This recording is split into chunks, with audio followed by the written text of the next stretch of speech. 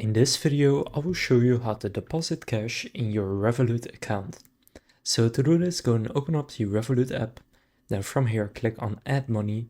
So then you will see this. Now from here, just choose how much you want to deposit by typing it right here.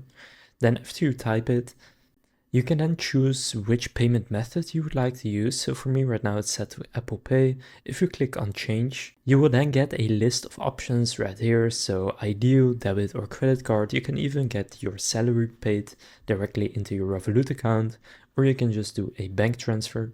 Just pick whichever one you want.